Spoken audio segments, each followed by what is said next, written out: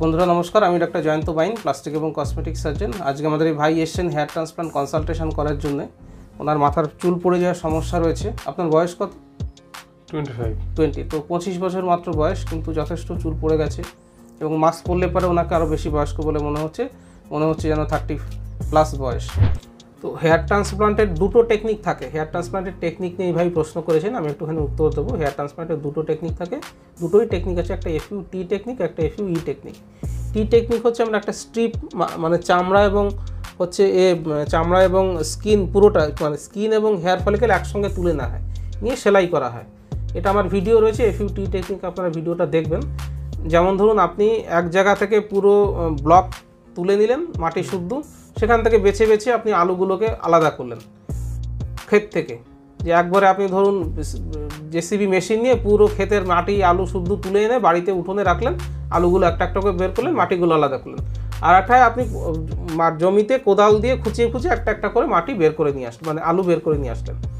তো এই দুটো আলাদা আলাদা টেকনিক, দুটো টেকনিকই কিন্তু ইউজ করা হয়। দুটো টেকনিকই আমি করি, ডিপেন্ড করে কার জন্য কোনটা ইউজ করব। ফার্স্ট টেকনিক হচ্ছে, মানে ফার্স্ট ক্রাইটেরিয়া হচ্ছে পেশেন্টের ভয়। অনেক পেশেন্টই আছেন যারা ওই সেলাই কথাটা জিনিসটাতেই ভয় পান। তো যারা প্রথমেই তাদের সেলাইতেই ভয়, কারণ সেলাইটা করা হবে, সেলাইটা কাটা হবে, অনেকে সেলাই কাটা নিয়ে ভীষণ ভয় পান, তাদের ক্ষেত্রে আমরা FUT টেকনিক করি না। সেকেন্ড যে ক্রাইটেরিয়া আমি নিয়ে থাকি সেটা হচ্ছে কতগুলো ফলিকেল আমরা নেব।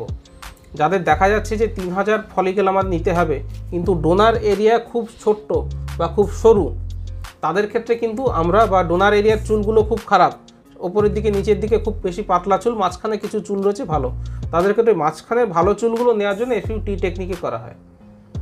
এইটা হচ্ছে FUT টেকনিকে করার মেইন দুটো উদ্দেশ্য। একটা হচ্ছে পেশেন্টের সেলাইয়ে ভয় পাওয়া, 2 নম্বর হচ্ছে যদি ডোনার এরিয়া খারাপ হয় এবং খুব সামান্য পরিমাণ এরিয়াতে ভালো চুল থাকে, ওই সামান্য এরিয়া থেকে টেকনিকে করলে পরে বেশি গ্রাফট পাওয়া যায়।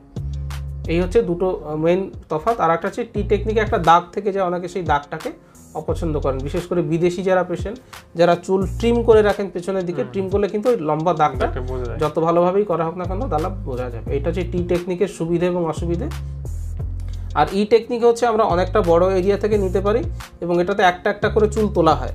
একটা চুল নিলাম, দুটো চুল ছেড়ে দেওয়া হলো, আবার একটা চুল নিলাম, দুটো চুল ছেড়ে দেওয়া হলো, ফলে এফেক্টিভ অপটিক্যাল ডেন্সিটি কিন্তু কম হয় না। আর দাড়ি থেকে নিতে গেলে তো কেটে নেওয়া সম্ভব না, এটা FUE টেকনিকেই করা পসিবল। সুতরাং এইটাই হচ্ছে মোদ্দা কথা FUE এবং FUT টেকনিকের ডিফারেন্স বা সুবিধে অসুবিধে।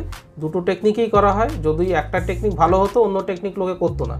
যেহেতু দুটো টেকনিকই আসা যায়, যেমন ধরুন আপনি বাসে আসা ভালো না ট্রেনে আসা ভালো, আপনি দূর থেকে এসেছেন, এবার বাসে আসতে ভালো লাগে সে বাসের পক্ষে যুক্তি দেবে, যে ট্রেনে আসতে ভালোবাসে সে ট্রেনের পক্ষে যুক্তি দেবে, তাই না?